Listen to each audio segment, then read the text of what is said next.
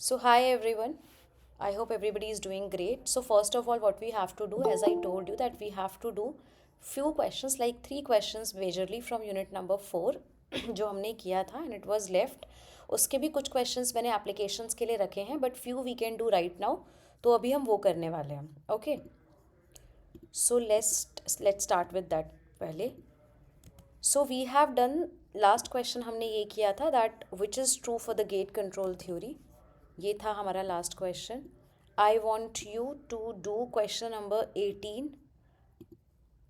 which says transduction of mechanical energy into the nerve impulse in the auditory system take place in response to the bending of what?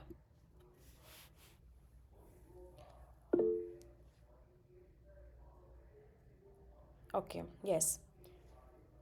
ठीक है, so I got the right results which is पेना जो है वो तो बिल्कुल outer ear है ना, उसका तो कोई रोल ही नहीं है. उसका बस ये रोल है कि उसको वो एक ऐसे ये करता है कि आवाज़ कहीं और ना जाए, वो उठा के कान में ही आए. हेयर सेल्स जब बेंड होते हैं तब वहाँ से जो है ट्रांसडक्शन स्टार्ट होता है of mechanical energy into the nerve impulses. And incus and जो मेलस हैं वो तो आपके ब्रेन सॉरी बोन के टाइप्स हैं, छोटे छोटे टाइप्स हैं, वो वहाँ पे वाइब्रेशंस का काम करते हैं. They have the to do with the vibration. तो मेजर इसका जो है हेयर सेल से बी आंसर है. Then we have a question regarding punishment and reinforcement. Very interesting question. I was thinking to put it in application लेकिन मैंने दूसरा question डाल दिया. ये यहाँ कर लेते हैं ताकि आपको एक आइडिया आ जाए. Taking pain killers eliminates pain, increasing the likelihood that the person will take pain killers again. This is an example of what. Will quickly finish it and उसके बाद हम यूनिट 5 स्टार्ट करेंगे.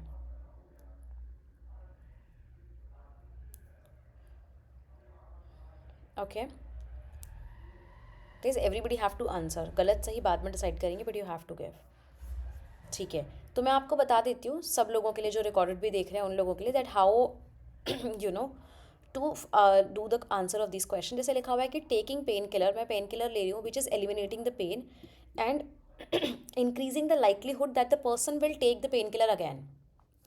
तो ये जो इंक्रीजिंग द लाइकलीहुड है, सबसे पहले आपको ये समझ आना है कि कोई भी बिहेवियर का लाइकलीहुड अगर इंक्रीज हो रहा है या बढ़ रहा है, इसका मतलब वहाँ पर रीइंफोर्समेंट हो रहा है. ठीक है, इसका मतलब वहाँ रीइंफोर्समेंट हो रहा है, पनिशमेंट का हिसाब ही नहीं. क्योंकि पनिशमेंट क्या किया जाता है, बिहेवियर को एलिमिनेट करने के लिए या कम करने के लिए किया जाता है. ओके जबकि लाइकलीहुड जो इंक्रीज करने के लिए है उसमें हम रीइंफोर्समेंट यूज़ करते हैं. तो अब यहाँ पे क्या हो रहा है कि पेन किलर को लेने से पेन एलिमिनेट हो जा रहा है. मतलब कोई बुरी चीज़ है जो चले जा रही है, मतलब किसी चीज़ का रिमूवल हो रहा है. तो रिमूवल मतलब होता है नेगेटिव, नेगेटिव रीइंफोर्समेंट. अगर किसी अच्छी चीज़ का एंट्रेंस होता है कि मुझे उसे जैसे हम बोलते हैं कि सिगरेट पी के बहुत प्लेजरेबल फील होता है, तो वो एक पॉजिटिव रीइंफोर्समेंट मेरे लिए काम करेगा. लेकिन क्योंकि यहाँ पे कोई चीज़ एलिमिनेट हो रही है, मतलब मेरा जो पेन है, वो जो दर्द है, वो एलिमिनेट हो जा रहा है, तो that's why we will say it negative reinforcement. Okay, this is the last question for the unit 4. आगे हो सकते हैं बट फॉर नाउ ये लास्ट है अभी के लिए. Very direct question about the schedules of reinforcement and their description, and it was one marker question and it's an MCQ only. It was asked in the last paper 2024. Take your time and try to give the right answer. Okay, so first we have fixed, that means something is fixed there. Okay, yes, very good. So fixed ratio basically talks about what कि ratio fix हो रखा है, मतलब कि इतनी बार आप काम करोगे तो आपको मिल जाएगा. मतलब जैसे आपने 5 सेल्स करवा दी तो आपका इंक्रीमेंट हो जाएगा, मतलब नंबर ऑफ रिस्पॉन्सेज आपके बिल्कुल सेम है. फिक्स्ड इंटरवल क्या है, टाइम सेम है कि हर 6 महीने में आपका प्रमोशन हो रहा है. आप देखो कि कुछ कंपनीज होती हैं जो टाइम के हिसाब से प्रमोशन देती हैं. ओके, पर्टिकुलर टाइम के साथ रीइंफोर्समेंट हो रहा है. Then we have variable ratio. Variable ratio मतलब जो बदल रहा है, मतलब रीइंफोर्समेंट क्या हो रहा है, कभी कभी 2 सेल्स में मिल जा रहा है, कभी कभी 10 सेल्स तक के बाद मिल रहा है, कभी 6 सेल्स के बाद आपको प्रमोशन मिल रहा है, like that. And variable interval is की वेरिंग अमाउंट ऑफ टाइम, कभी 6 महीने में प्रमोशन हो रहा है, कभी 1 साल में प्रमोशन हो रहा है. And that is the 2 type of reinforcement. तो it will give you option number A which is correct. Okay guys, समझ आ गया? Anybody has any doubt in this? So this is the remaining question of unit 4. These were the remaining question of unit 4. अब we'll quickly turn into the unit number 5 which says cognition, thinking, intelligence and language, and I hope आप लोगों ने अच्छे से prepare किया है. So let's dive into this and I want the score of everybody of you including the old units also. मतलब आज के डेट में हम जितने भी questions करेंगे सॉरी, आई वॉन्ट यू कि आप मुझे उन टोटल में से मुझे स्कोर बताओ, ओके? ठीक है, येस नो?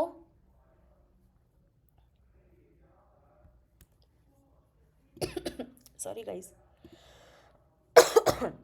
ओके ग्रेट, चलो let's move on to this.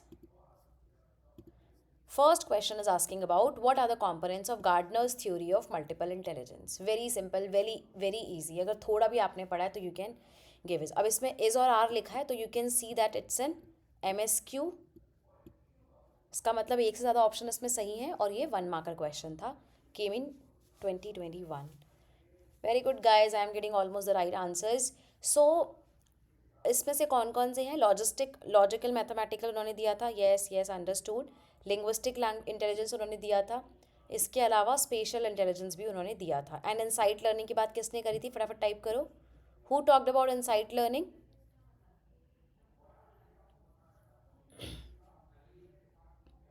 Ma'am Kohler. Yes, very good Isha, very good Ayushi, I got the correct answers. So Kohler ने बात करी थी इनसाइट लर्निंग की, जहाँ पर उन्होंने चिंपैंजीज पे एक्सपेरिमेंट किया था. ठीक है, वेरी गुड. चलो क्वेश्चन नंबर 2, ये भी मैंने क्लास में पढ़ाया है. In situation where a teenager who hate studying science but is also not able to tell his parents fearing their reaction, what is the conflict he is facing and which of these may be his way of dealing with the situation?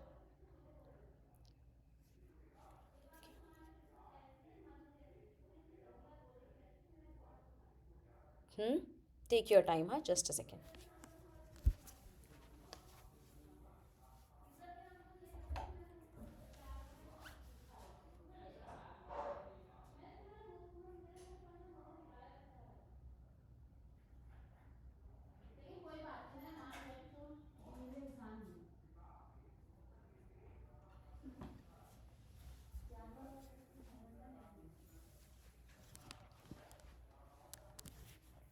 Okay guys, so I am getting the right answer and it's very, अगर आपने नहीं भी याद है ना आपको, तब भी आप इस क्वेश्चन को बना सकते हो.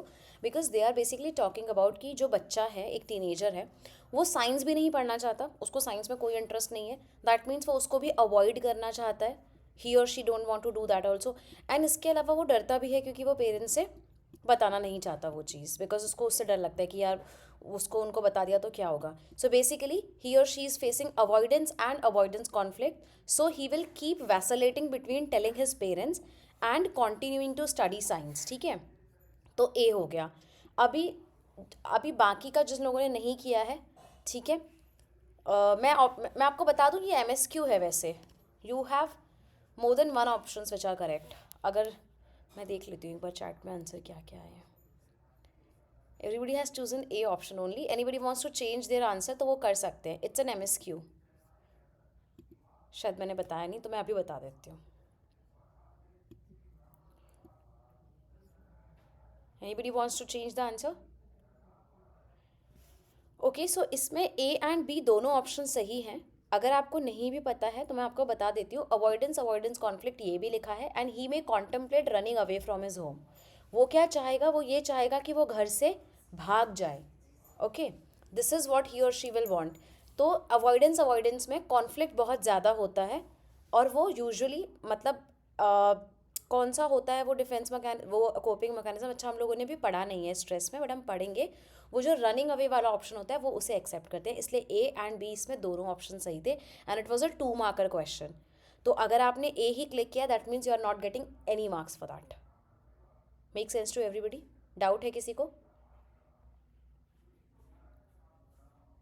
Yes, no? Okay. Question number 3 is asking about Robert Sternberg का स्ट्रीट स्मार्ट क्या था. Very good, Isha has read the question पहले ही. चलो, ओके, प्रैक्टिकल इंटेलिजेंस. और दूसरा क्या नाम है इसका? एक और नाम है ना इसका, tell me that. Contextual. Contextual. Very good Parinika. So it's practical and contextual. तो आप देख सकते हो बहुत सिंपल क्वेश्चंस आए हैं थ्योरीज से, बट आपको बस थोड़ा सा अच्छे से पढ़ना है. चलें आगे guys. Yes. Question number 4 is which of the following are not part of Thurston's theory of primary mental ability? आपको पता लग रहा है आर नॉट पार्ट लिखा है, इसका मतलब ये एक MSQ है. And it came in 2022. It was a 2 marker question. कौन कौन से थर्स्टन के मल्टीपल प्राइमरी मेंटल एबिलिटीज़ के पार्ट नहीं हैं? Yes, I am getting few right answers. Okay, so numerical ability, word fluency था, लेकिन analytical and short term memory नहीं है. That means c and d are correct option. तो आपको याद होगा, मैंने आपसे क्लास में भी कहा था कि आपको इंटेलिजेंस पता होनी चाहिए कि कौन से हैं सारे, बिकॉज उसमें से क्वेश्चन आ जाता है और आ रहा है तो वो पैटर्न फॉलो हो सकता है. अंडरस्टूड? क्योंकि अभी ना आपको ऐसा लग रहा है, बट जब आप करने जाते हो ना तो कन्फ्यूजन हो जाती है बहुत ज़्यादा. उसमें आपको कन्फ्यूजन हो जाती है किस चीज़ को लेके, क्योंकि सब एक जैसे लगते हैं, क्योंकि काइंड ऑफ इंटेलिजेंस सेम ही है. ठीक है, चलें आगे. Thumbs up guys. समझ आ रहा है ना? सब रिलेट कर पा रहे हो ना जो भी हमने पढ़ा है उससे? Question number 5 is asking you, who among the following psychologists do not belong to the domain of emotional intelligence? And guys, ये जो do not है ना, ये मैं इतने अच्छे से पढ़ रही हूँ, पेपर में कोई पढ़ने वाला मिलेगा नहीं आपको. समझ गए? तो इसको बहुत ध्यान से खुद से भी करना है. Also they are asking of which of the following psychologist, so it's an MSQ. Guys क्या आंसर दे रहे हो आप? मतलब एक भी आंसर सही नहीं है अभी तक.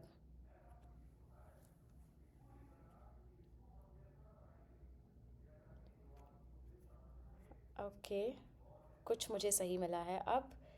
सो let's see guys. Mayer and Salovey जो थे, they were the first person who gave the emotional intelligence की डेफिनेशन, राइट? तो ये तो रहेंगे. सिगमंड फ्रॉइड ने साइको एनालिसिस का बात किया था, and he never talked about any kind of emotional intelligence. William James ने भी नहीं दिया था. विलियम जेम्स ने मेमोरी दी है, प्राइमरी एंड सेकेंडरी मेमोरी. ठीक है, विलियम जेम्स कौन है? जो फंक्शनलिज्म के हाँ फादर हैं, या जो जिन्होंने बुक लिखी है प्रिंसिपल्स ऑफ साइकोलॉजी और जो भी चीज़ें हैं. तो विलियम जेम्स ने दिया था मेमोरी को लेके, प्राइमरी एंड सेकेंडरी मेमोरी, लेकिन उनका इंटेलिजेंस या इमोशनल इंटेलिजेंस पे कोई काम नहीं है. रॉबर्ट बैरन का भी कोई काम नहीं है. ठीक है, इनकी सोशल साइकोलॉजी या जनरल साइकोलॉजी की बुक्स आपने देखी होंगी, कॉमन नेम है, राइट? तो इनका भी इमोशनल में कोई काम नहीं है. तो b, c and d is the correct answer for this question. And it was a 2 marker question, so if you are marking any 1 2 doesn't matter, you are not getting any marks for this. I hope I am making it clear. Question पढ़ते समय आराम से, तसल्ली से, patience से समझो. ठीक है, एंड कोई मुझे आके ये नहीं बोलेगा कि मैम पढ़ा है पर क्वेश्चन नहीं हो रहे हैं. That's the biggest truth in the world and people can say to themselves. अगर पढ़ा होता है क्वेश्चन गलत नहीं होते हैं. ओके, चलो. Question number 6. Which of the following components of language has to do with the practical or social aspects of communication with others? अगर इसमें किसी का कोई क्वेश्चन गलत हुआ तो फिर तो पता नहीं क्या ही कर रहे हो आप.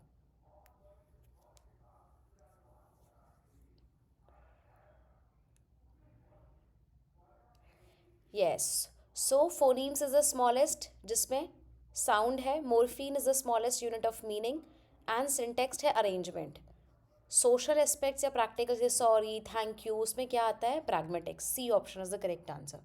And C, this was 1 marker question and MCQ. Then we have asked which of the following is or are true for the creative individual. Is and are लिखा है तो आप समझ सकते हो ये MSQ है. वैसे आपको समझने की जरूरत नहीं है, पेपर में मेंशन होता है दैट इट्स एन MCQ और MSQ. ऊपर सेक्शन लिखा होता है कि इसके आगे MCQs आ रहे हैं, इसके आगे MSQs आ रहे हैं. बट मैं आपको बता रही हूँ ये MSQ है, and it was a 1 marker question. Creative individuals के लिए कौन सा सही है? सो ये मेरे ईयर का पेपर है, मुझे इसे देख के याद आ रहा है that this was the paper which I have given, and I still remember ये क्वेश्चन मैंने गलत किया था because of a very silly mistake.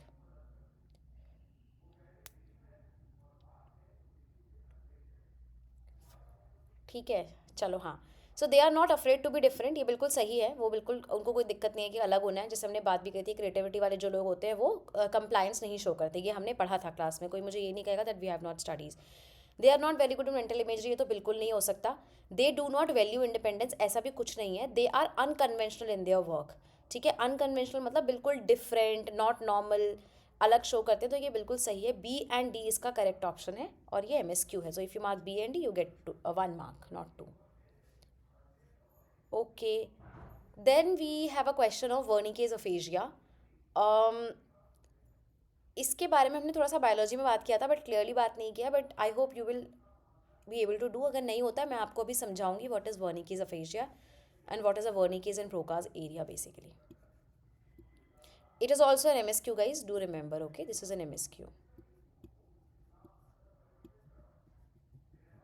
And ये क्वेश्चन मेरा सही था, आई रिमेंबर. चलो,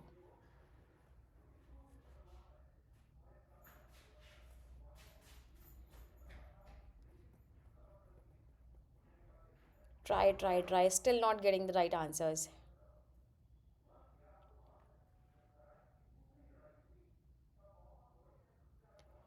So guys, there is a very very interesting twist here. इसके सारे ही ऑप्शन सही हैं. All the 4 options are correct. A, B, C and D. We'll see कैसे. हम वर्ड्स को नहीं समझ पाते हैं, कॉम्प्रिहेंशन नहीं होता है. और सेकंड लाइन में भी वही लिखा है, अंडरस्टैंड द मीनिंग. एंड मुझे इतना तो पता है ना आपको, कॉम्प्रिहेंशन मतलब भी यही होता है, मीनिंग निकालना. और मीनिंग का मतलब तो होता ही मीनिंग है. तो A एंड B सही हैं.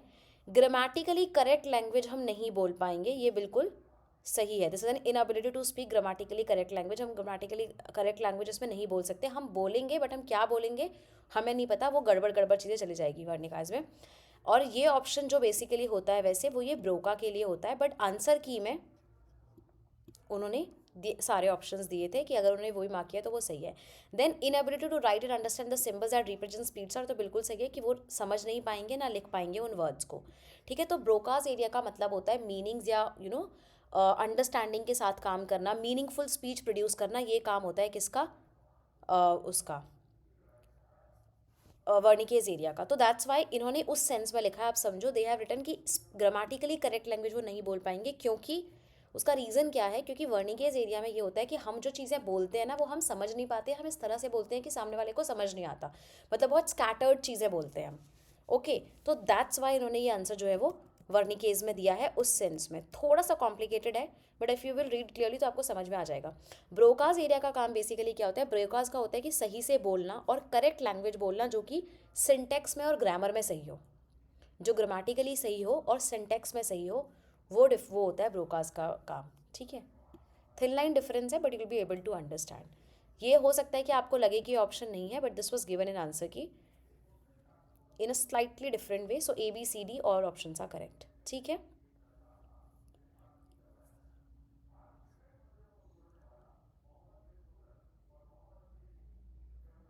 चले आगे. Question number 9. Which model of decision making relies on simplifying strategies or rules of thumb based on past experiences, fairness, past events and aversion to loss.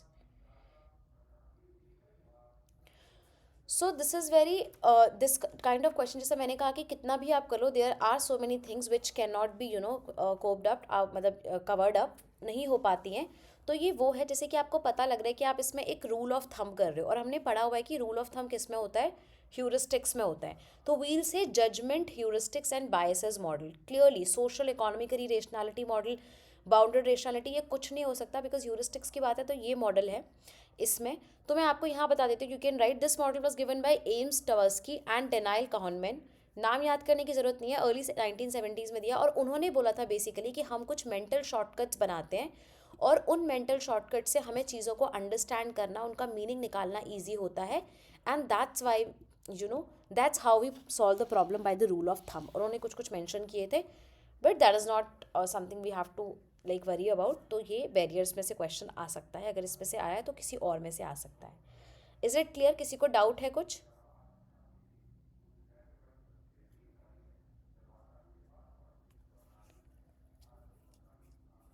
No, तो then will move on to question number 10 which ask about कि psychologist क्या है और उनकी theories of intelligence क्या है.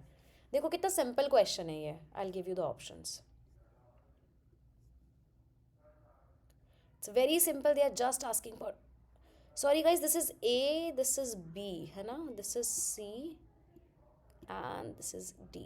ये options गड़बड़ लिखते हैं.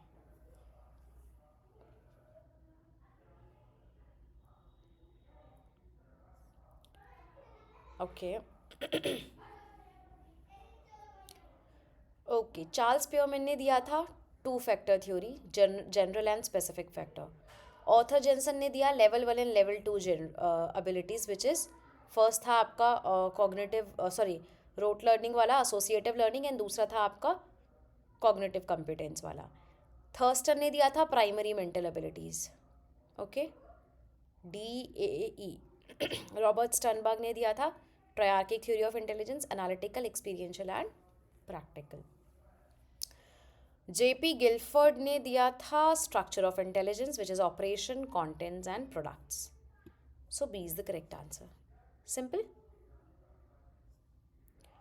Question number 11. The smallest unit of speech perception that has a meaning is known as what? Fortunately और unfortunately मैंने अभी इसका ऊपर ऑप्शन में आंसर दिया।